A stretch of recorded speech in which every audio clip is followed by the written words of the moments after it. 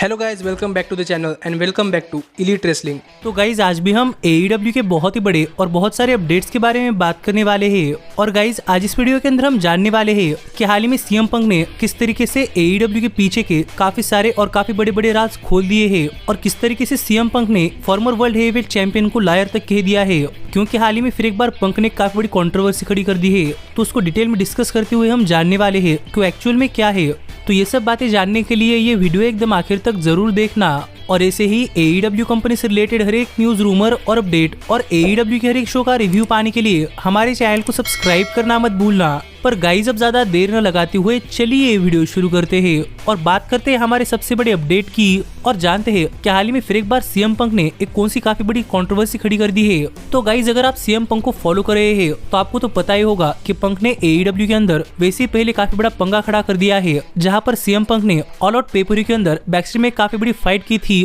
और तब से लेकर अब तक AEW ने CM पंक को अपनी कंपनी सस्पेंड कर दिया है और फिलहाल के लिए भी AEW CM पंक को अपनी कंपनी की हिस्ट्री से इरेज कर रही है। जो कैसे है जानने के लिए ऊपर आए कार्ड के ऊपर क्लिक कर हमारी पिछली वीडियो चेकआउट करना मत भूलना। पर हाल फिलहाल में CM पंक ने कुछ ऐसा कर दिया है जो देखकर ऐसा लग रहा है कि पंक अब चुप नहीं रहने वाले, क्योंकि गाइस इतनी दिनों की खामोशी के बाद फाइनली CM पंक ने अपने तरफ से भी कुछ स्टेटमेंट्स देना स्टार्ट कर दिया है। और हाल ही में CM पंक ने अपने सोशल मीडिया हैंडल्स के स्टोरीज के अंदर एक काफी लंबी चौड़ी पोस्ट लिखी और यहाँ पर बात करते हुए CM पंक ने लिखा कि CM पंक सभी लोगों को एक स्टोरी बताना चाहते हैं, जो कि तब की है जब CM पंक AEW के अंदर वर्ल्ड चैंपियनशिप के लिए जॉन मॉक्सली के खिलाफ डायनामाइट शो के ऊपर मैच रेसल कर रहे थे। जो बातें कहते हुए यहाँ पर CM पंक ने एक स्टोरी शेयर की है और यहाँ पर CM पंक ने बताया कि जब CM पंक वापस आए थे तब CM पंक 100% नहीं थे और CM पंक इमीडिएटली AEW के अंदर इंडिंग एक्शन के अंदर नहीं उतरना चाहते थे, लेकिन फिर भी टोनी खान के काफी परस्यू करने के बाद पंक इंडिंग एक्शन के अंदर उतरे और उन्हें मैच रेसल करने के लिए क्लियर भी नहीं किया गया था। फिर भी CM पंक ने एक मैच रेसल करने के लिए हाँ कहा,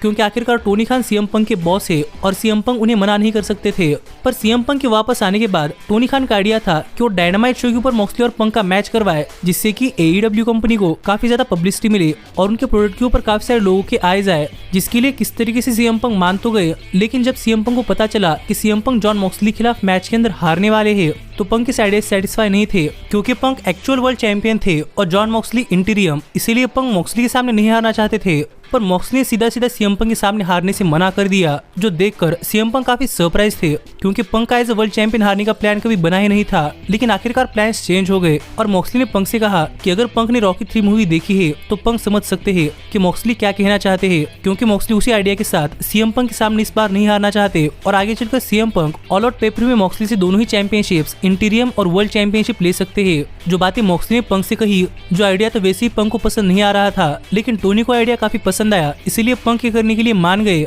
पर पंक को एक और काफी बड़ा सरप्राइज मिला कि टोनी खान ने CM पंक को एज अ वर्ल्ड चैंपियन रहने के बावजूद एक स्क्वाश मैच के अंदर हरवाया, जिससे तो पंक कभी एग्री करने ही नहीं वाले थे। और टोनी खान ने ऐसा इसलिए किया क्योंकि पंक वैसे ही रेसल करने के लिए क्लियर नहीं थे और इसके बावजूद पंक रेसल कर रहे थे। लेकिन पंक का यहाँ पर मानना था कि माना कि पंक रेसल करने के लिए क्लियर नहीं है, लेकिन अगर पंक स्क्वाश मैच के अंदर हारते हैं तो उनके कैरेक्टर के लिए काफी अच्छा नहीं होगा। पर इस सब के बावजूद पंक ऐसा करने के लिए मान गए और हाल फिलहाल में जो अपने रिपोर्ट्स और इंटरव्यूज के अंदर डेव मैडजर और क्रिस जेरिको जो कह रहे हैं कि CM पंक कभी भी किसी के सामने हारने के लिए नहीं माने, तो ये सब बातें झूठ है, क्योंकि ये झूठे और बनावटी लोग हैं। प्लान्स चेंज होते रहते हैं और पंक ने एक्सेप्ट किया था, लेकिन आज के बाद CM पंक कभी भी अपनी हेल्थ को किसी भी कंपनी के सामने नहीं रखने वाले। जो स्टोरी CM पंक ने अपने सोशल मीडिया हैंडल्स पर एक स्टोरी शेयर करते हुए बताया है और ये देखकर आप समझ सकते हैं कि यहाँ पर CM पंक ने AEW के काफी सारे बैकस्टेज प्लान्स और सीक्रेट्स रिवील कर दिए हैं कि कैसे काफी सारे लोग ये कहते हैं कि CM पंक AEW के अंदर कभी हारने के लिए एग्री नहीं करते, पर पंक प्लान्स के साथ जाते हैं और पंक मॉक्सली के सामने भी हारने के लिए मान गए थे।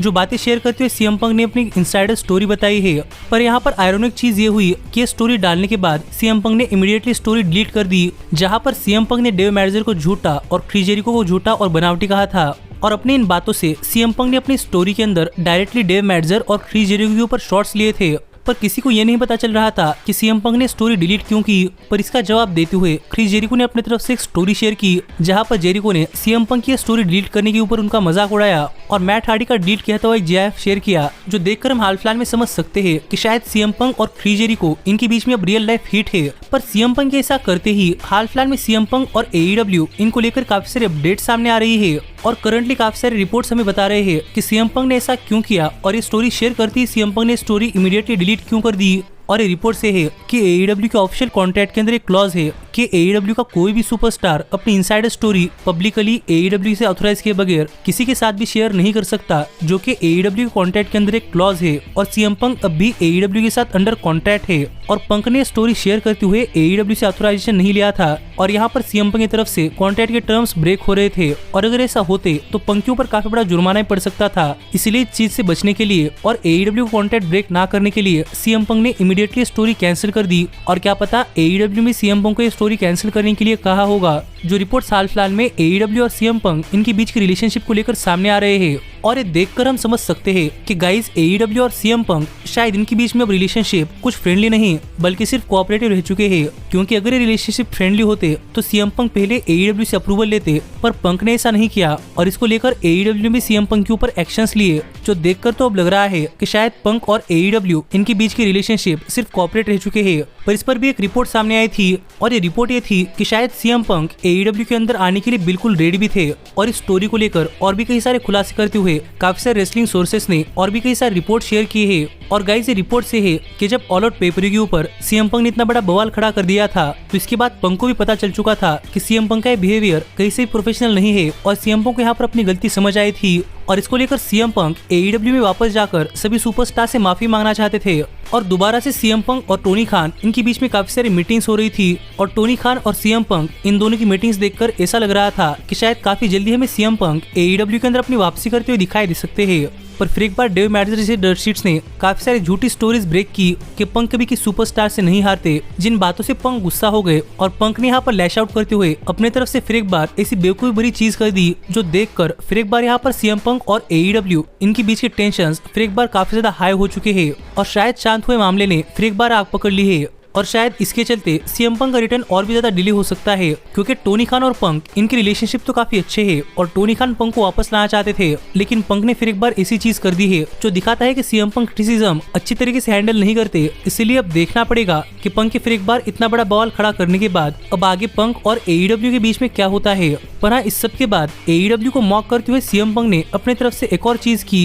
कि यहाँ पर CM पंक ने अपने तरफ से एक स्टोरी शेयर की, जहाँ पर CM पंक ने शॉन माइकल्स और CM पंक इनके बीच की WWE की स्टोरी अपने सोशल मीडिया हैंडल्स के ऊपर शेयर की और उसको भी पंक ने डिलीट कर दिया। और मुझे लगता है कि पंक ने इसलिए किया होगा कि पंक यहाँ पर दिखाना चाहते हो कि वो बाकी कंपनियों की स्टोरी शेयर कर सकते हैं, लेकिन AEW की नहीं, जो सिर्फ मेरा गेस है। लेकिन आप मुझे कमेंट कर बताइए कि फिर एक बार इतने बड़े कंट्रोवर्सी के ऊपर आपका क्या कहना है और क्या आपको लगता है कि अब CM पंक और AEW इनके बीच की सिचुएशन क्या फिर एक बार वैसी हो पाएगी जैसे कि इससे पहले थी। पर ऐसे ही AEW कंपनी से रिलेटेड हर एक न्यूज, रूमर और अपडेट और AEW के हर एक शो का रिव्यू पाने के लिए हमारे चैनल को सब्सक्राइब करना मत भूलना। पर अब मैं मिलता हूँ आपसे अगली वीडियो के अंदर, पर तब तक stay healthy, stay happy and keep watching elite wrestling. Hey, did you like that video?